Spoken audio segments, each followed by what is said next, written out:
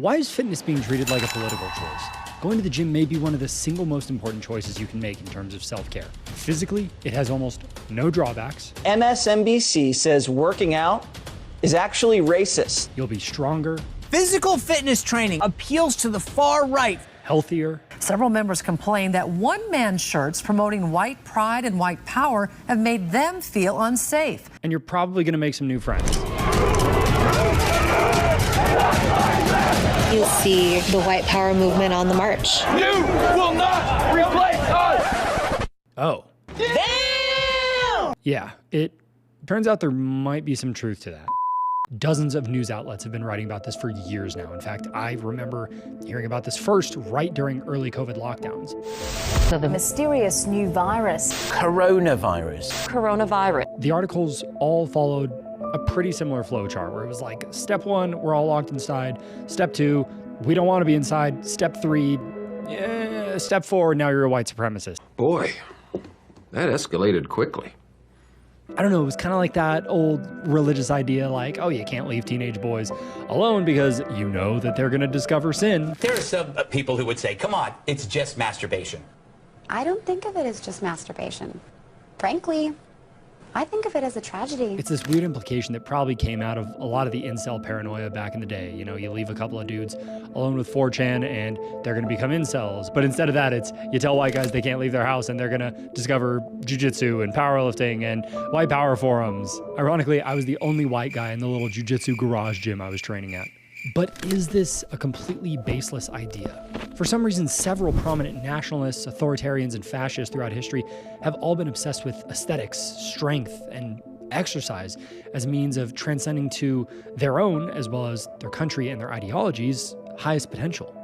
Yukio Mishima, a Japanese nationalist, the ideas of Nietzsche, which indirectly, through his concept of the Übermensch, ended up getting utilized by Hitler as he framed physical strength as, quote, a German's national duty, or Putin continuing the legacy of Stalin with the Ready for Labor and Defense of the USSR, also known as the GTO program.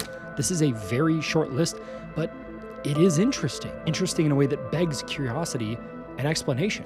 The Guardian, a very left-leaning outlet, yes, I am aware, has written about this multiple times. And at first glance, it just sounds like classic media hysteria. But as I dug deeper, I started finding all these weird overlaps that made me start checking in with some of the old gyms I used to train at. And, well, here's the thing. If this is all just overblown paranoia, why demonize fitness? What is the point? And if it's not paranoia, then why does getting fit seem to fast-track people to alt-right ideology, or at least be a symptom of it? So with those questions in mind, my name is Andrew with Holistic Motion. Let's get into it first with what all these journalists are saying. As I mentioned earlier, in 2022, The Guardian posted this article, Fascist Fitness. The far right is increasingly recruiting via online fitness groups whose popularity soared during the pandemic, prompting new fears that members are being radicalized to commit acts of violence, new analysis shows. If their goal is to make you worry, they probably should have chosen a picture of somebody who doesn't have a birdcage for a chest. The danger of these groups lies firstly in their emphasis on transforming activists into soldiers that might be motivated to commit acts of violence. It's a bit of a stretch. It feels like saying don't teach people physics or they might nuke Hiroshima and Nagasaki.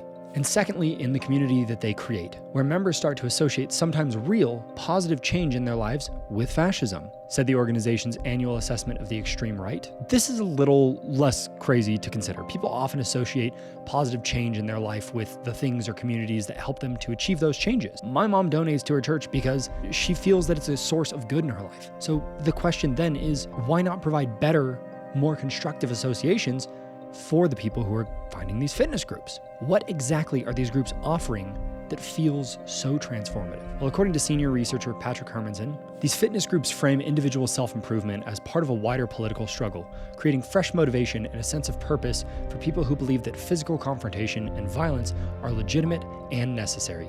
They have become a space for far-right activists to mobilize. So these people are finding purpose in fitness, and the fear is that they will juxtapose that onto hating minorities. Again, not completely baseless, as I'm going to cover later, but I think it is a severely exaggerated interpretation of the data. A lot of it is simply personal development and pursuing health, which Patrick Hermanson does seem to accept. But would you believe He found a way to spin that as bad too. Observing fitness groups over several months, Hermanson monitored how members were initially lured in with health tips and later encouraged into closed group chats where the far right shared content. For instance, users such as Dan, who joined one of the larger, quote, fitness fascist Telegram groups in July 2021, lost 45 pounds in weight and graduated from member to administrator, posting almost daily. Associating positive change in one's life with a violent and hateful ideology is obviously dangerous, said Hermanson. So picture this, a bunch of buff dudes roll up and they're in a white van offering like easy bicep gains or something. And then next thing you know, you're strapped down in a chair like a Clockwork Orange meets fitness meets far-right ideology. Funny? Sure. Realistic? Not so much. As a side note, congratulations to Dan, whoever you really are. 45 pounds lost is great. But unless there is a very intentional process to associate his physique change with alt-right fanaticism, I just don't see it. It's as if all these authors think these people are gonna like fail a bench PR and then someone goes, oh, you failed that rep because of minorities. They mention various groups in these articles, the Rise Against movement, which would be a great band name, the White Stag Athletic Club, the Patriotic Alternative, but a lot of these groups are really tough to search anything up on because several of these sources will have essentially the same things posted word for word, or you're seeing articles from the Southern Poverty Law Center saying they're hate groups. Or, a third or, is that they're all code names so that they're not exposing people. I wish I could bring you guys more on this, but so much of this information is just secondary and tertiary sources, likely because a lot of these sites and threads got deleted for hate speech, because all I can find is people commenting on these topics or quoting them. I don't dispute that these groups might have done some awful things.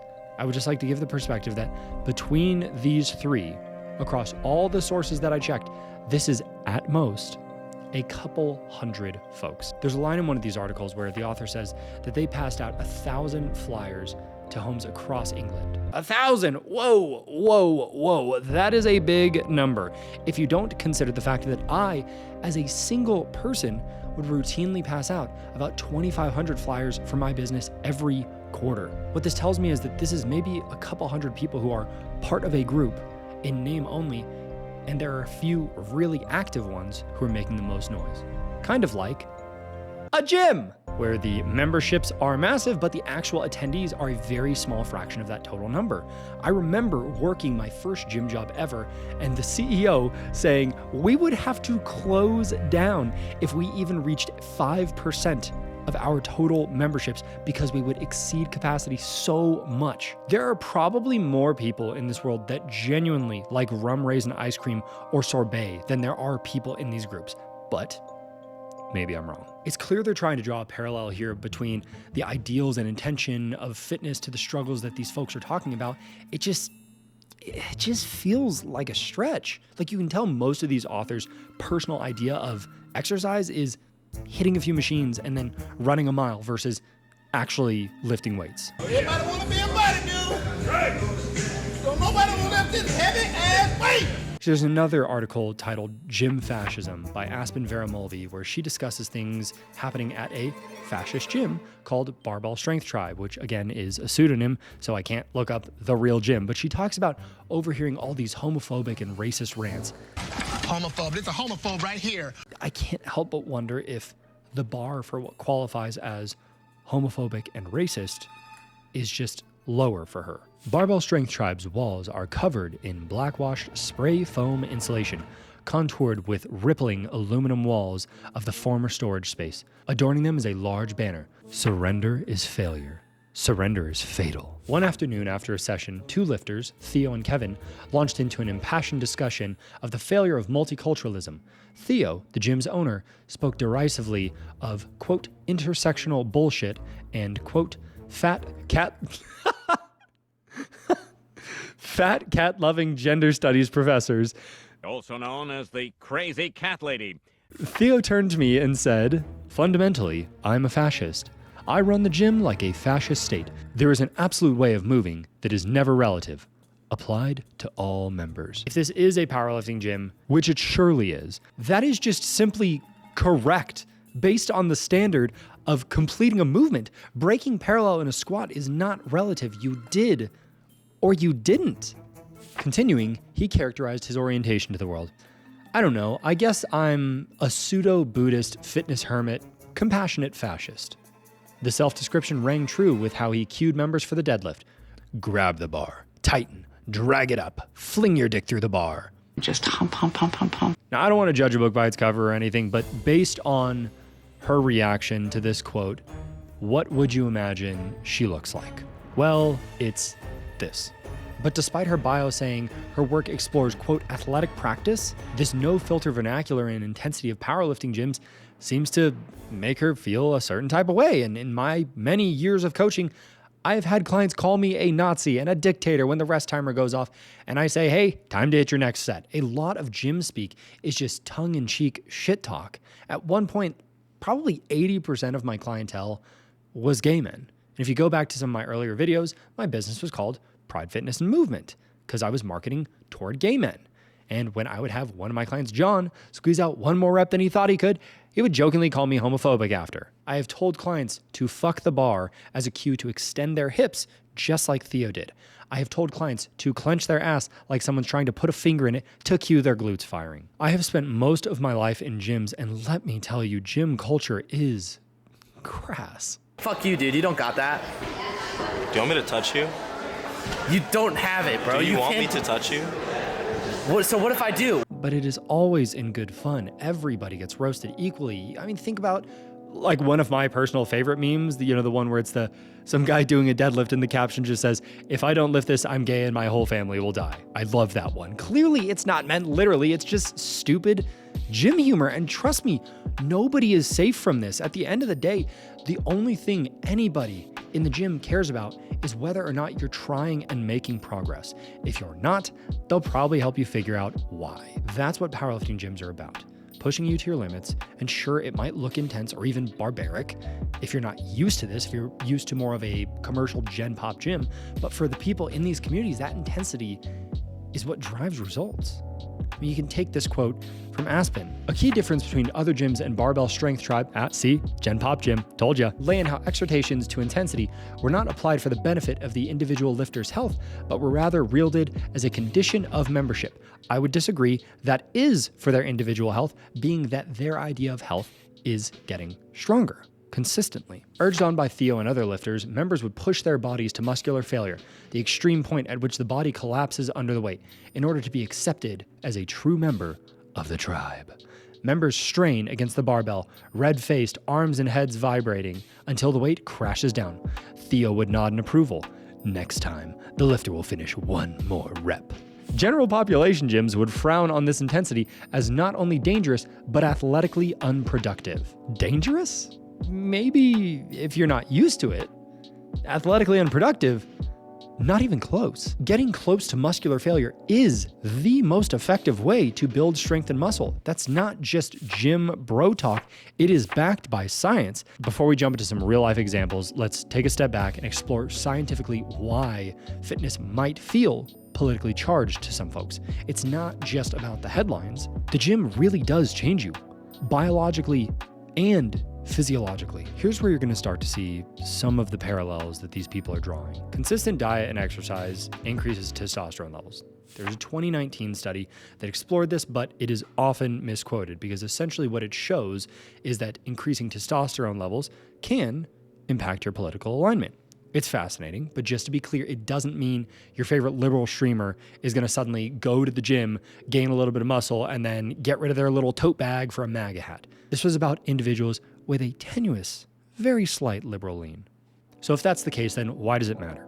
Because it demonstrates how physiology, something as basic as a hormone, can subtly nudge your political preferences. Think about what that suggests for humans if we changed any other single thing in our bodies. You've changed.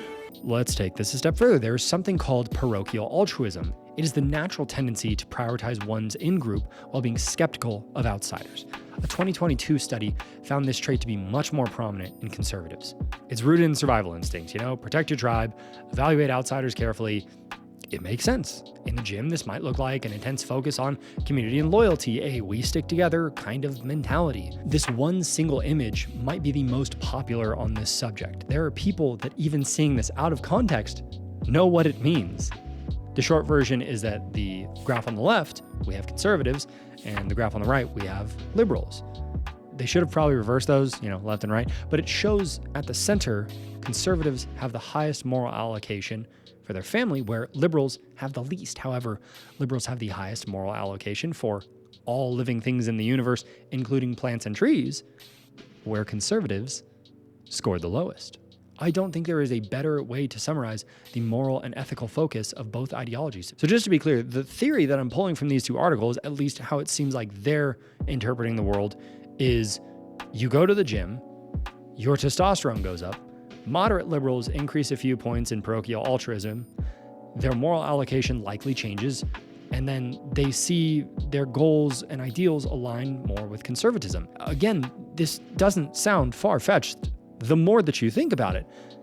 Besides, people have been speculating about the connection between physiology and politics since 1910. I mean, it was kind of laughed at back in the day. People still kind of goof on it, but as science progresses, we're starting to find these threads of truth in it. But remember, the fear in one of those articles was that it would translate into violence or radicalization. And sure, testosterone may enhance competitiveness, but let's not get carried away, A lot of conservative psychology seems to be a varying degree of believing X, so they do Y in preparation or response for it. I sincerely doubt that I need to tell you conservative men make up the majority of preppers, but just for fun, here's a few more clear examples that help to illustrate this idea. Take this 2008 study. Researchers found that conservatives tend to exhibit heightened physiological sensitivity to threats. Put a little more simply, they had a more noticeable physical response to danger, like sweaty palms when they would be shown threatening images. So if you have a stronger reaction to a perceived threat, it would make sense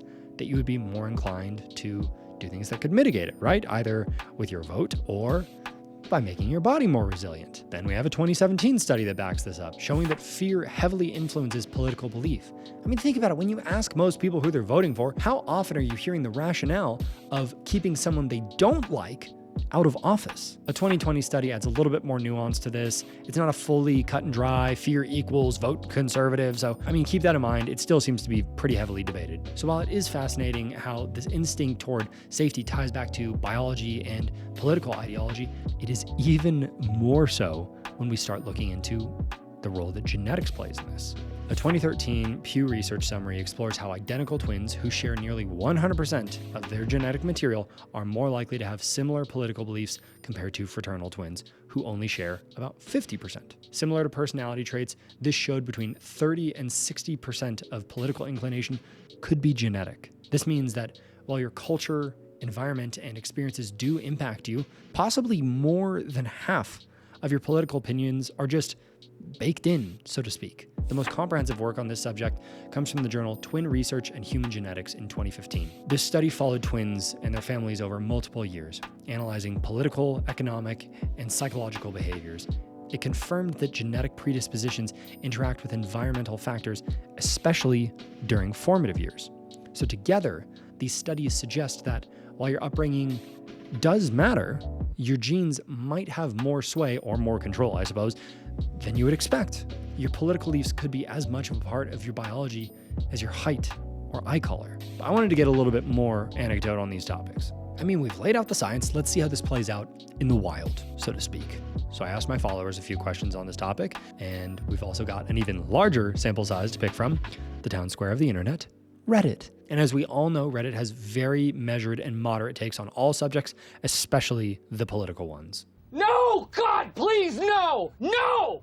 No! On r/AskALiberal, someone who goes by the name Life Topic asked, why do gyms skew conservative? Here's the most reasonable response before we quickly descend into angry political hell. Probably depends on the type of gym, but certain types of gyms are over the top with the conservative concept of masculinity, so they attract that type of audience. Meanwhile, there's a ton of alternatives to going to the gym for exercise, and a lot of them probably lean more liberal. I think that's a fair point. Yoga in a San Francisco park does feel a little more coexist bumper sticker, $15 black coffee than don't tread on me flag, pre-ground Black Rifle coffee, But in this case, we're talking about gyms in the typical way that people think about it. You go to a gym? But this comment already shows the common conflation of conservatism and hypermasculinity. Have you noticed that that's been coming up already? It keeps coming up. You've got to keep that part in mind because you're seriously not going to believe how often this pops back up and how important this ends up being to the entire discussion. So then it decided to get very Reddity. Another user says, quote, "My brother is an MMA and a cage fighter for the UFC. He says it's because it's a selfish sport. It's about improving yourself and empowering yourself, not society. Basically, it's about pitting yourself against society and making yourself strong enough to fight society as opposed to a sport that is either fitness-oriented or team-oriented. The whole point of lifting and MMA is about making yourself bigger and stronger so you can fight against society. And conservatism is all about them versus society." I have never said society so much in my entire life. Oh my God. It's never about what is best for everyone, only and always what is best for them.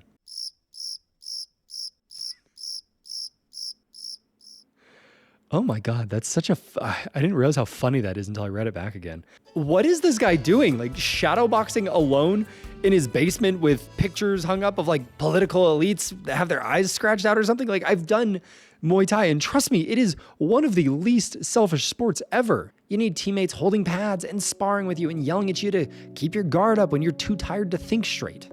This whole fighting society thing feels like just a cheesy Disney villain monologue. He starts monologuing. But again, these attributes are painted as bad. As he said, improving yourself, empowering yourself, and not society. If that is true, is that bad? I've said this countless times. It goes I, we, all. That was something that Paul Chek taught me in early 2020.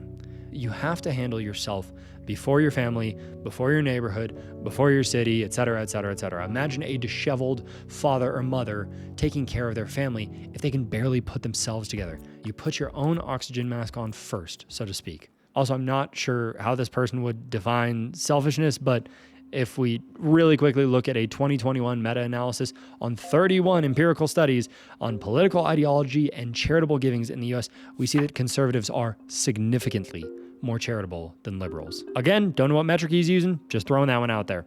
Then, of course, we got the Reddit trifecta of toxic hot takes. Oh, maybe there's a correlation between conservative views and traumatic brain injuries. TBIs are no joke. Sprinkle in some toxic masculinity and suppressed homoeroticism, too. Reddit is painfully predictable sometimes. Life Topic ended up asking the same question over at r/AskConservatives, and between these three threads, there is one point of universal agreement. Can you guess it? I have mentioned it several times already. The weightlifting gyms at least, are an expression of masculinity. Where this divide seems to be is a matter of personality traits and an individual's interpretation of them. When conservatives were asked this, they said they know, quote, very few conservative fighters, despite the liberal thread saying that all fighters were conservative. I mean, Life Topic, the original poster, even said he thinks MMA is a conservative sport. I don't know many liberals personally who watch the UFC, for example. I don't know, this one's kind of confusing. One final comment that I think fits well is this. There is no such thing as exercise welfare. You get what you put into it. That comment nails it. You can't just show up and stare at weights and expect your quads to grow. Fitness is a meritocracy. The fascinating part about all this is that both sides think gyms reflect their worldview. Liberals say fitness is selfish and hypermasculine. Conservatives say it's masculine because it's about self-reliance. It's the same topic. It's completely different narratives and interpretations. Finally, someone on the liberal side said, quote, there's a lot of overlap between conservatives and hypermasculine people. Once again, we are at the heart of this debate. Why is masculinity, especially in the gym, being framed as bad by some people? Like, what is masculinity? Being strong, capable, and improving yourself doesn't have a political party. One of the strongest people that I know is a vegan communist powerlifter. Crazy, crazy strong. It's not about politics. It's about personal growth. But I still posed these 4 questions with the only answers being liberals or conservatives. And I'd be interested to hear your guys' comments as well. But here's what my followers thought. 1, who do you think takes exercise more seriously? Nearly 75% voted conservatives. 2, who is more thoughtful or concerned about their health. This one was split down the middle, but for a very interesting reason. I got a lot of DMs from people saying, oh, I would have said this is conservatives, but they didn't want to take the COVID shot. So that kind of surprised me. That was people's line, so to speak. That was how they kind of measured someone caring about their health, was if they, took the vaccine. God, I hope me saying that word doesn't make YouTube yell at me. But that vote ended up landing at 55% liberals. Who has more athletic potential? Once again, about 75% conservatives. And the final question, who is more overweight? This one also led to a lot of DMs from people, and I think rightly so, because on one hand, you've got a large portion of fitness and hunting being conservative. On the other hand, you have a lot of cliche obese rednecks. And then on the other side of the aisle, you have the extremely liberal Colorado, where I live, with the lowest obesity rates in the country. But the left side of the aisle also comprises the majority of the, quote, healthy at every size advocates, which I covered in episode 49, by the way. But ultimately, this answer came down to 61% conservatives. I keep on saying this. This all boils down to how we perceive fitness and politics. What is good, what is bad, and why people think the way that they do. Surprisingly, so much of this can be explained by science, as I've already shown you guys, but specifically also personality traits. And you're not prepared for how much sense everything is going to make on why people act and think the way that they do. Because despite the fact this is about to sound like I'm reading horoscopes, this goes back over 75 years to 1949. If you already understand personality traits, by the way, you can skip to this timestamp on the screen or in the description. Donald Fisk developed the theory of the Big Five personality traits, but then in the 1960s, Ernest Tupes and Raymond Kristall solidified it with loads of empirical data and brought it into the public consciousness. Yes, I was pushing back on this idea a lot. Far-right fitness fascism, but this personality traits is what made me start to kind of second guess myself on this. Let me give you a quick rundown on them. We have extraversion, agreeableness, openness, conscientiousness, and neuroticism. Openness reflects your preference for novelty versus tradition. High openness gravitates toward trying new workouts, diets, or supplements. Think of the person who's always experimenting with new fitness trends just because it's different. Think of somebody like Luna Lovegood or Steve Jobs. They'd both be trying out all the new things probably about as quickly as they would come out, right? Low openness, on the other hand, values what is proven. This is veteran lifters who are still sticking to squat, bench, and deadlift because they've always worked. According to a paper on the subject, openness to experience is associated with positive response to novel stimuli. People who scored high in this trait are more likely to respond favorably to liberal social policies, which often involves accepting unconventional behaviors and embracing economic policies that call for new group involvement. It's why liberals supported gay marriage earlier, while conservatives, lower in openness, were slower to accept it. Low openness isn't resistance to change, it's just slower. Conscientiousness is the hallmark of the disciplined and structured. High scorers are those gym goers who track every single calorie, every single set, every single rep. They thrive on order, productivity, and goal achievement. This trait splits into two subcategories. Industriousness, think hard work, delayed gratification, perseverance, things you can easily link to career success and health longevity. And orderliness, obsession with keeping things in place, whether it's maintaining a training schedule or organizing their gym bag. An interesting caveat with orderliness is how the individual's idea of organized is what matters most, as this study ended up finding. Like, my desk is a complete mess right now, but I know where everything is. Alan Gerber's 2010 study found that people high in this trait prefer social norms and achievement striving, explaining why higher conscientiousness aligns with conservative ideals. Think Hermione Granger, not how she is socially, but the way she is structured, goal-oriented, methodical. She would thrive in a program that tracks progress and offers tons and tons of data, likely the opposite of somebody who is high in openness. I didn't think that I was going to need an explanation for this one, but somehow this is the most confusing trait. Extraversion is about how you interact with the world. High extraversion is, that guy at the gym who just knows everybody. He's probably the person leading group classes. That trait ends up breaking down into 1, enthusiasm, it's the people-loving side of extraversion, and 2, the leadership side. While extraversion is often associated with liberals, think pride marches and Burning Man, there's an unexpected conservative lean here for an even less expected reason. If we hold this personality trait up next to openness, for example, it makes more sense. Research links extraversion to happiness. And if you're happy with the status quo, why would you change it? It's no surprise that about 70% of CEOs lean conservative, as maintaining stability and assertiveness align with their natural leadership skills. But here's where this trait starts to get even more complicated. Teachers often score high in assertiveness as well, yet there is a small but still significant lean toward liberalism. It seems so counterintuitive at first because assertiveness is typically linked with conservatism. Tony Stark, Iron Man, is the perfect example for this on both sides, honestly. You know, that boisterous leader, but also the patient mentor to Spider-Man.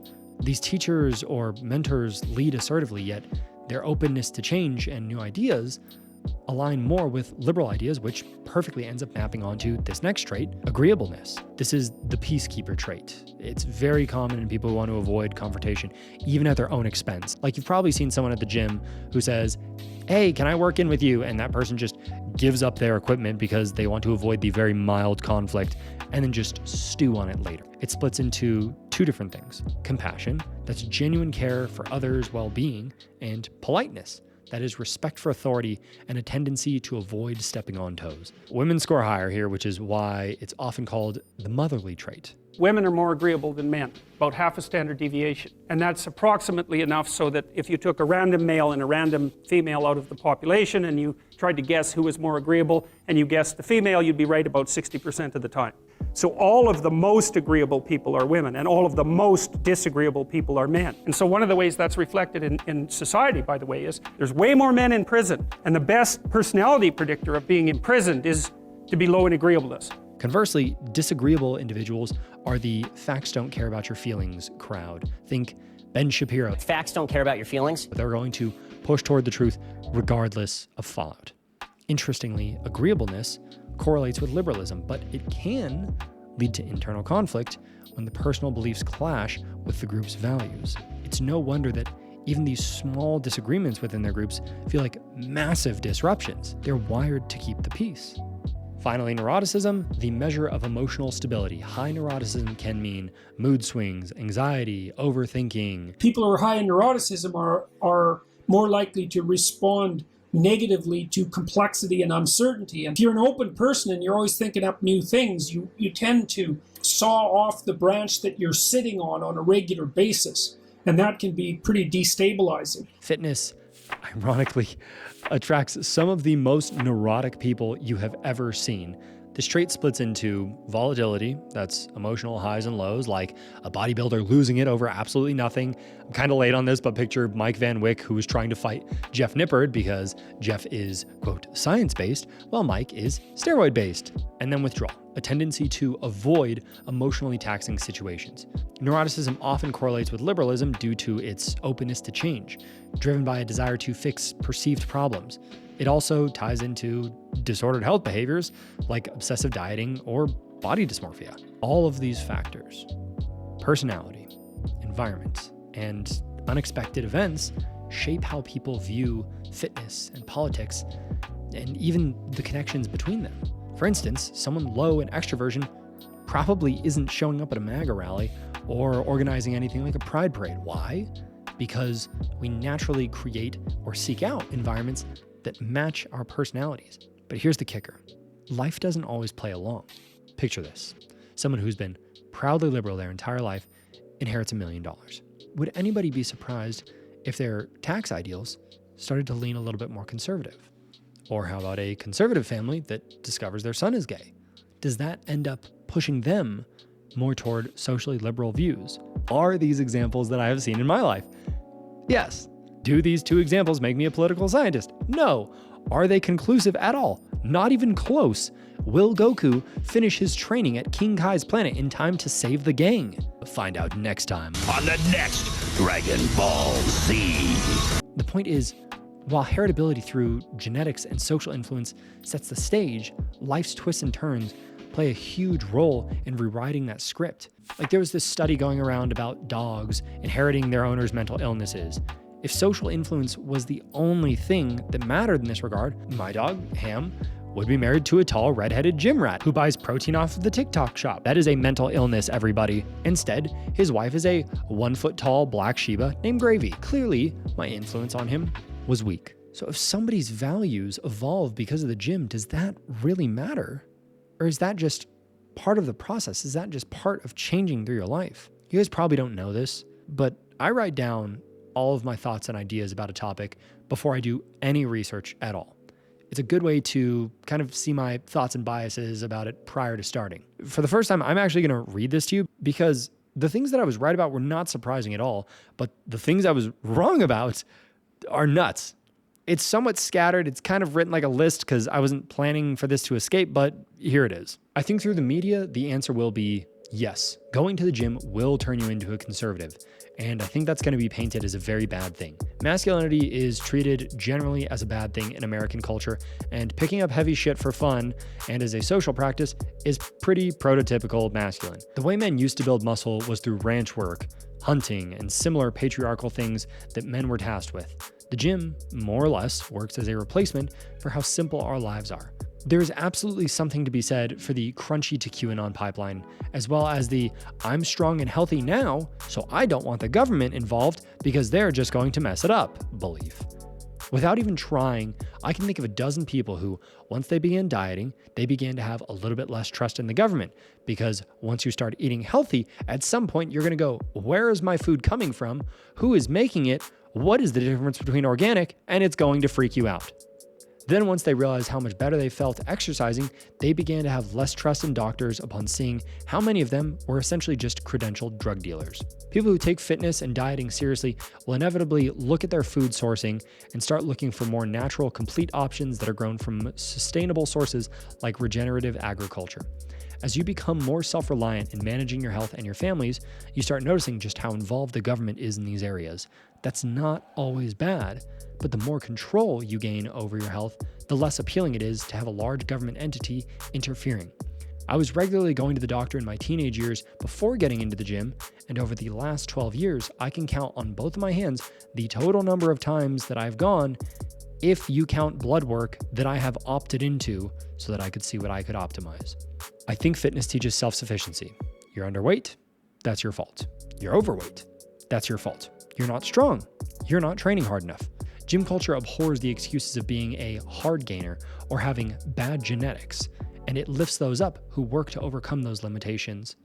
Conservatism seems to be, how do you fix yourself to become more capable, whereas liberalism seems to be, something is wrong or disharmonious with me or my society, how do we change the system to fix that, or so that I don't need to worry about it anymore? I'm not a political scholar. I don't fully align with liberals or conservatives, much to the chagrin of my friends on both sides, but I believe autonomy, as much as one can achieve it, is a very worthy goal. If that aligns with conservatism, so be it. Yet that same autonomy often leads to the mindset of, as long as nobody is being harmed and kids are being taken care of, then why should I care what anybody does? Maybe that's classic liberalism, maybe it's libertarianism, or some form of conservatism. I think these things are more similar than they are not, and that maybe 10 to 20% disagreement is just very loud and polarized people. What about the political talking heads? There's the infamous Ben Shapiro flexing meme. Sure, he's not exactly benching 2 plates, but hey, he's consistent with his workouts. Steven Crowder, definitely jacked. Brett Cooper, she's pretty fit. Alex Jones allegedly shows up at the gym very regularly, even if he's not exactly lean. On the left, you have Hassan Piker. He's jacked. Anderson Cooper, he's jacked. Meaty McSorley, the vegan communist powerlifter, he is insanely strong. Joe Rogan, he's kind of an interesting case. He was a Bernie supporter. He had Trump on the podcast. He still calls himself a liberal, but he's also into fitness and hunting and all these other things that align with conservatism and self-sufficiency. Then there is Destiny, another political streamer. His physique looks like a bag of milk with 2 toothpicks attached to the side. Here's what stands out.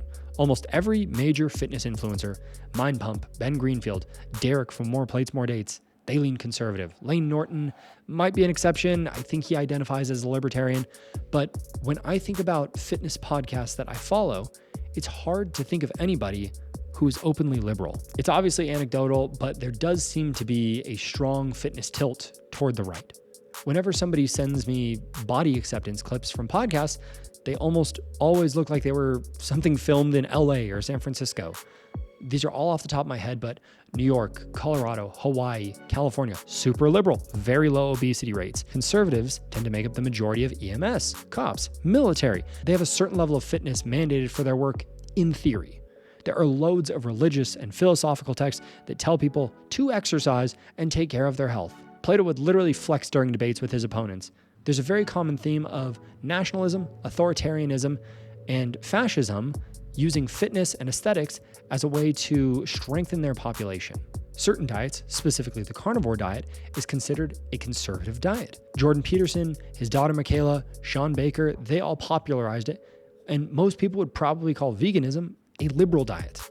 The purpose of going carnivore is to use an extreme elimination diet to rule out severe food intolerances all at the same time so that an individual can be less reliant upon the government and doctors.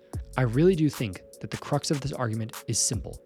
Do you see fitness as a male or masculine pursuit? And do you believe that men or masculinity are a good thing or a bad thing? When I wrote that, I didn't realize how perfectly it would lead into this final thought. So we need to ask that question explicitly. Is the gym even a masculine endeavor? Both liberals and conservatives talk about fitness as though its association with masculinity automatically needs judgment. Is this good or bad? Maybe it doesn't. Maybe fitness is just masculine, and maybe it's not. And maybe both of those are okay. Masculinity doesn't need to be celebrated. It doesn't need to be demonized. It can just exist as part of the gym culture, or not. But the Pioneer on YouTube actually said it perfectly here. Ultimately, this is often motivated by the notion that there's some moral imperative to work out and to be stoic and strong, that it's necessary to fulfill a masculine role. Anything else is weakness. Convenient, isn't it, that the thing you have to do to be a good man is the stuff you already enjoyed doing, not, helping to change nappies at 3 a.m. I love lifting weights. I love feeling strong. I have loved it since I was 20 years old, probably even younger, honestly, when I was kind of dipping my toe in. I loved it when I was a skinny little liberal dude. I love it now as a 32-year-old apolitical man. How convenient for me that lifting weights feels masculine, that society, for whatever reason, sees it as masculine, that the thing I view as masculine makes me feel good. But how much would that really matter if that were the single expression of my strength or who I am as a man? And let's not forget, femininity is equally important in its own right. Strength is not just about physical power. It is about nurturing. It's community building. It is emotional resilience. Masculinity and femininity aren't competing forces. They're not two things that are mutually exclusive in or outside of the gym. They're complementary. Both are vital in shaping who we are and the communities that we build. How many men out there are using fitness as a proxy for masculinity while completely failing to execute in other, much more significant realms? I covered this a little bit more in depth in my episode on gym cells, episode 58, which you should check out, but that is what this debate keeps coming back to. Masculinity, its role in fitness and politics, and it's a question that is so personal for so many men. What makes a man? And is being a man good? I've already asked this question like 40 times, but being a man isn't about how much you can bench or how many hours you spend in the gym. It is about being dependable, compassionate, and a positive influence for your family and community. Fitness is just one tool, not the whole toolbox. A close friend of mine, Kevin, shared something that stuck with me. He was in a men's group filled with all these fathers who were just completely doubting their place in the world, questioning their role in their families as men. And somehow he, the only one who wasn't a father, managed to say the most profound thing that ended up resonating with all of them. Quote, "Please don't allow yourselves to feel inadequate compared to some current pop conceptions of what masculinity is. The world doesn't need you to bench 405. It doesn't need you to take psychedelics and dance in tribal costumes that you bought from some shop in Boulder. These things are fine and well for themselves, but you are already doing, right now, the most important personal project that you can possibly take on as a man. Raising the next generation of honest, hardworking, contribution-minded people. You've taken on a crucial stake in the game of our future, and it needs your full attention and self-esteem." If you'd like to hear more from Kevin, he has a section in the documentary that I released on men's mental health on 11/19/2024. The hatred between political parties toward the other, it doesn't really make sense.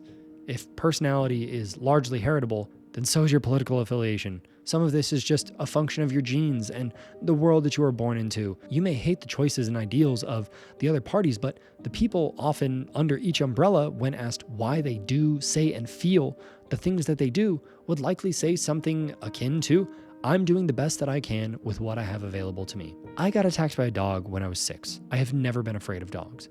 My mom is not a huge fan of cats because they ripped up our furniture when I was a kid. I also do not own cats for the same reason. Nobody looks at my response to this event and maternal influence as a moral or psychological failure. They are more likely to say, oh, that makes sense about why I don't love cats. But in the case of my dogs, they'll say, oh, that's surprising. We see that I follow the rule with cats based on my genes and environment. Yet I'm the exception to it when it comes to dogs. Any decision that I make around these things is mostly just a matter of circumstances kind of beyond my control, and likely so is most people's political ideology. I promise you, the gym doesn't care who you vote for. So is the gym going to make you a conservative? I guess the only way to find out is to dye your hair blue, shave off the sides, have 9 cats, hit the gym pretty regularly, and then check back in when you have 5 to 10 more pounds of muscle. But here's the better question. If it does turn you into a conservative, does that really matter if through that process you become a happier and healthier person? So with all that said, guys, my name is Andrew with Holistic Motion. See y'all later. Hey guys, I just dropped a documentary on men's mental health, and I think you guys should check that out. It was my last episode. It's linked up top. I'll see you over there. Later.